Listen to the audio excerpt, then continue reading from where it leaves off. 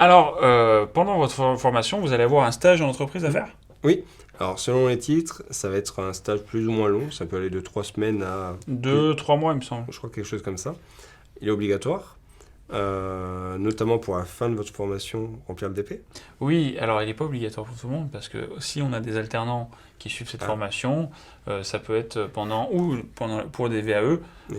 ça fera office en fait de vos stages. Donc le stage, pourquoi on fait un stage? Pour se faire une expérience du métier. Oui, effectivement, là l'objectif, alors c'est important de bien comprendre l'objectif du stage. On va parler juste après du dossier professionnel. Vous allez avoir un dossier à remplir à la suite de ce stage où vous pouvez commencer en amont parce que peut-être que vous avez des compétences. Je ne sais pas, moi justement, si on prend la formation d'assistant RH, peut-être que vous avez déjà fait un peu de recrutement pendant votre formation, mais pendant, excusez-moi, votre cursus professionnel. Mais voilà, le stage, ça va être de mettre en application. C'est ça, en fait, le rôle du stage, c'est mettre en application les compétences qui vous sont données pendant la formation. Le but étant que vous soyez le maximum préparé pour l'examen. Et des fois, quand on vous apprend quelque chose, c'est bien, mais le pratiquer soi-même, c'est mieux. Oui, Et c'est sûr qu'effectivement, pardon, je vous ai coupé, mais c'est vrai que nous, on fait un peu, alors, même si on fait beaucoup de cas pratiques, on ne travaille que de manière théorique. oui, c'est ça. On n'aura jamais la réalité du terrain.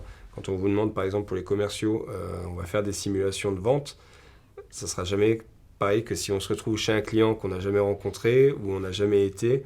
Euh, voilà, rien ne remplace le terrain. C'est pour ça que le stage est obligatoire, sauf pour les cas exceptionnels. Oui, effectivement. Ce qui est important, c'est qu'on vous en a parlé des différentes activités, donc vous allez avoir 2, 3 ou 4 activités.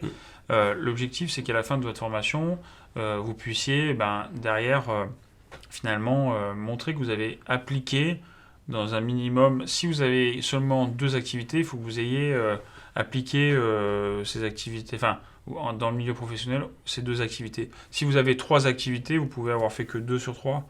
Mm. Après, c'est pas obligatoire, il faut avoir minimum un, il me semble.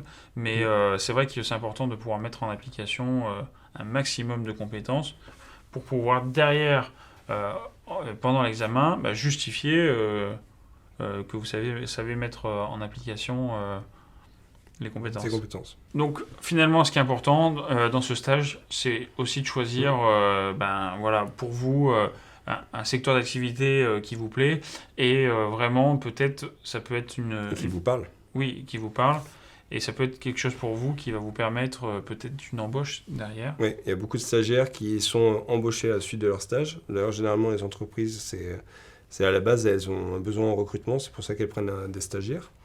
Donc c'est important de bien choisir son entreprise pour avoir un maximum de compétences, pouvoir appliquer un maximum de choses apprises en formation et pour essayer de se valoriser auprès d'eux pour, entre guillemets, faire une période d'essai concluante.